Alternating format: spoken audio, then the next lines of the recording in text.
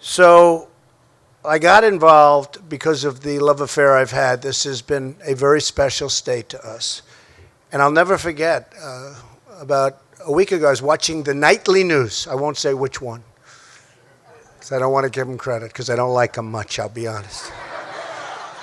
I don't like them, not even a little bit. But they were doing a story on Carrier. And I say, wow, that's something. I want to see that.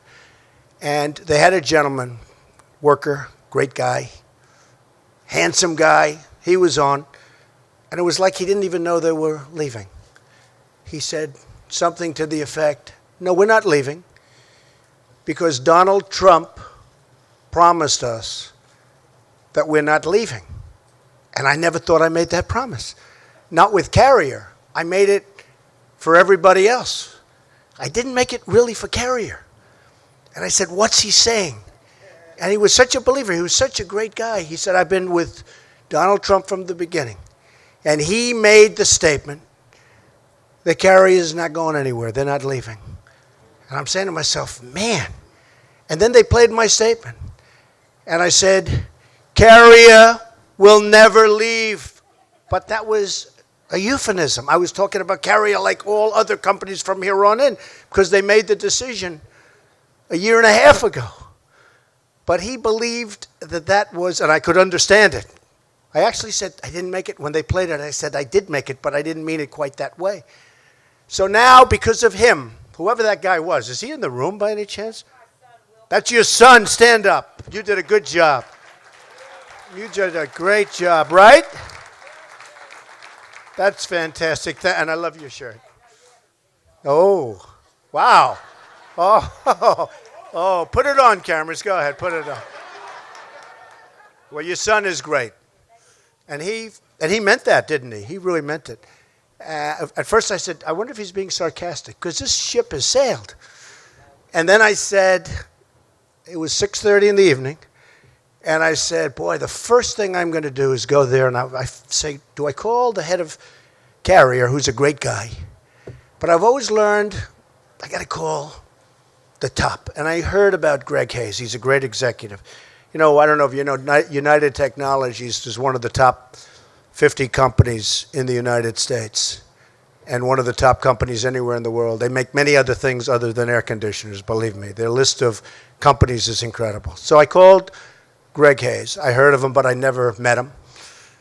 And he picked up the phone, Mr. President-elect, sir, how are you? It's wonderful to win. You know, think if I lost, he wouldn't have returned my call. I don't know where is Greg? I don't know. Would you return? If I lost and called you, I don't think you would have called. I would have tried for you guys, but I think it would have been tougher, right? What do you think, Greg? Yeah, he's sort of nodding. Yes, you're right. But I called Greg and I said, it's really important. We have to do something because you have a lot of people leaving. And you have to understand we can't allow this to happen anymore with our country. So many jobs are leaving and going to other countries, not just Mexico, many, many countries. And China is making so much of our product that we're closing up a lot of plants. And I mean, I wrote down some numbers that are incredible, but the numbers of manufacturing jobs that are lost, especially in the Rust Belt, and the Rust Belt is so incredible, but we're losing companies. It's unbelievable, one after another, just one after another. So I said, Greg, you got to help us out here. We got to sit down. We got to do something. I said, because we just can't let it happen. Anyway, he was incredible. And he said, I understand.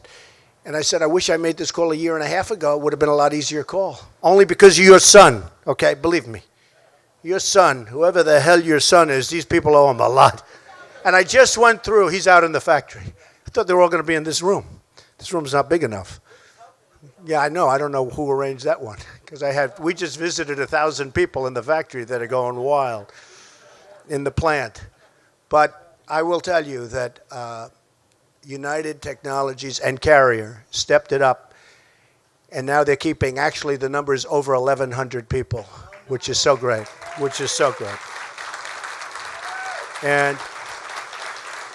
And I see the people. I shook hands with a lot of the people. They're right behind us working. I guess, what is it? You're making so many air conditioners, you didn't want to even have them come off for a half hour. He's a ruthless boss. He's ruthless.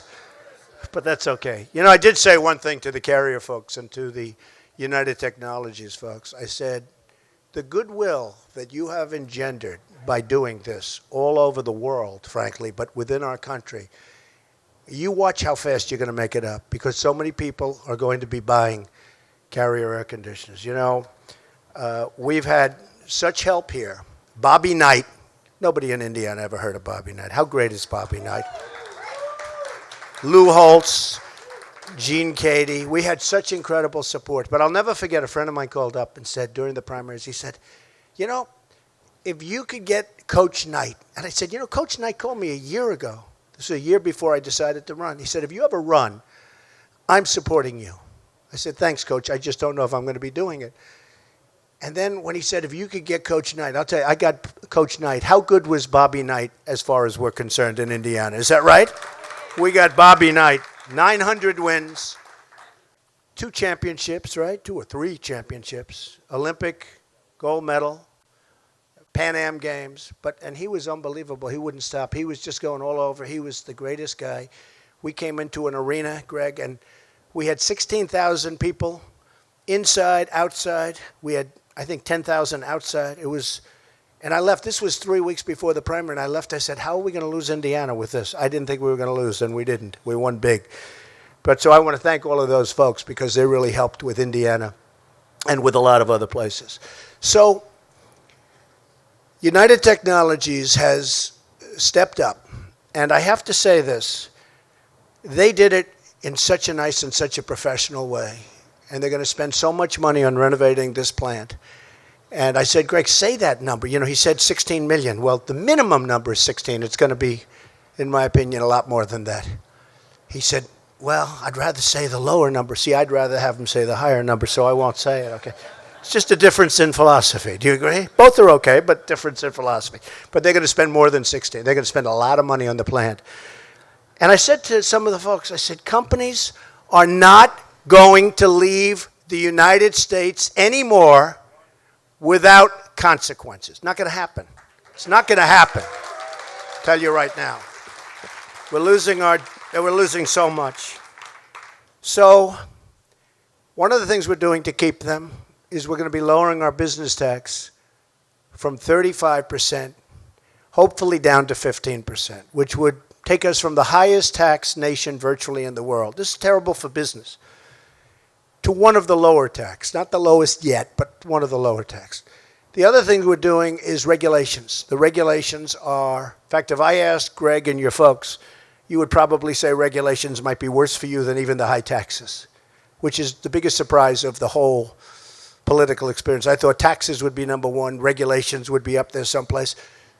Believe me, these great leaders of industry and even the small business people who are just being crushed, if they had their choice between lower taxes and a major, massive cutting of regulations, they would take the regulations. I don't know how you feel about that, Greg, but I just noticed, I wrote down because I heard it, since about 6 years ago, 260 new federal regulations have passed, 53 of which affect this plant. 53 new regulations, massively expensive, and probably none of them amount to anything in terms of safety or the things that you'd have regulations for.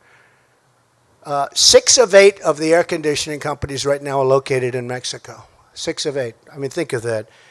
And 80% of the supply chain for Mexico, 80% is located in Mexico. And we're not going to have it anymore. So we're not going to have it anymore. And we like Mexico. We think it's wonderful. I was there 3 months ago with the president of Mexico. Terrific guy. But we have to have a fair shake. We're not getting anything. We have NAFTA, which is a total and complete disaster. It's a total and complete disaster. It's a one-lane highway into Mexico. Nothing coming our way, everything going their way. And I don't have to mention who signed it anymore. It's so nice. I don't have to mention who backed it anymore, right? We don't have to mention that anymore, fortunately. But it's a one-way street, and it's going to be changed. It's going to be changed. We have to bring our jobs back.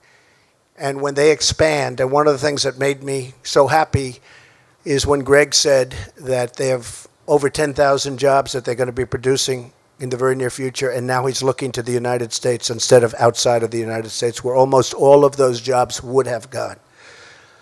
So one of the reasons I wanted to do this particular conference is it's so great. So many people in that big, beautiful plant behind us, which will be even more beautiful in about 7 months from now. They're so happy. They're going to have a great Christmas. That's most important. But also, I just want to let all of the other companies know that we're going to do great things for business. There's no reason for them to leave anymore, because your taxes are going to be at the very, very low end, and your unnecessary regulations are going to be gone. We need regulations for safety and environment and things, but most of the regulations are nonsense. It's become a major industry, the writing of regulations. And that these companies aren't going to be leaving anymore. They're not going to be taking people's hearts out. They're not going to be announcing, like they did at Carrier, that they're closing up and they're moving to Mexico. Over 1,100 jobs. And by the way, that number is going to go up very substantially as they expand this area, this plant. So the 1,100 is going to be a minimum number. So I just want to thank everybody, and specifically I just have to thank the people that I met backstage. Incredible people. The spirit, the love. People are crying. I mean, they're all crying. And it's taken us a little while. But think of this. I don't think we even announced we were running when this deal was originally announced. And in the end, what happened is, because that makes it much more difficult. I mean, it's hard to negotiate when the plant is built. You know what Greg said? Greg said, but you know, the plant is almost built, right? I said, Greg, I don't care. It doesn't make any difference. Don't worry about it. What are we going to do with the plant? Rent it, sell it, knock it down. I don't care. But we're going to do, and they're going to do fine with their plant. I don't know if they're going to be able to do with an American company, but we'll figure that out. But where we're starting is from a much easier place. It's hard. A year and a half ago, they make an announcement, and you know all of that work is done, which is why I have such respect. I always say great business people, they have flexibility. You know, if you're hard line, well, we're not going to move. Flexibility. That's why they've done so well over the years. That's why it's a great company, because they have flexibility. But we're not going to need so much flexibility for other companies, because we are going to have a situation where they're going to know, number one, we're going to treat them well, and number two, there will be consequences, meaning they'll be taxed very heavily at the border. If they want to leave, fire all their people, leave, make product in different companies in different countries, and then think they're going to sell that product over the border, which, by the way, will be a very strong border, believe me. And I think companies, we're going to build the wall. People are saying, do you think Trump's going to build the wall? Trust me, we're going to build the wall. And by the way, people are going to come through that wall. We're going to have doors in that wall, but they're going to come through legally. And people are going to come through on worker permits to work the fields. We're going to have a lot of people are going to come through, but it's going to be done through a legal process. But one thing that's not going to come through is drugs. The drugs are going to stop. So I just want to thank all of the people at United Technologies, most particularly you, because you are fantastic, Greg. I want to thank, and I want you to tell me how many air conditioning units you sold in the last 6 months from today, because I want to say I think it's going to be a number that even will surprise your folks because of the tremendous goodwill that you've created. I want to thank all of the workers at this plant, all of the Carrier workers, most importantly.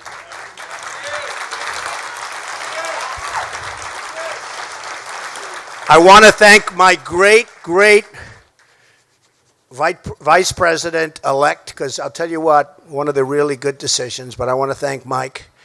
And we're going to be doing this, and if I have to tell you, during speeches they say it's not presidential to call up these massive leaders of business. I think it's very presidential. And if it's not presidential, that's okay. That's okay, because I actually like doing it. But we're going to have a lot of great people that can also do it and do it as well as I do it. But we're going to have a lot of phone calls made to companies when they say they're thinking about leaving this country, because they're not leaving this country. They're not going to leave this country. And the workers are going to keep their jobs. And they can leave from state to state. And they can negotiate good deals with the different states and all of that.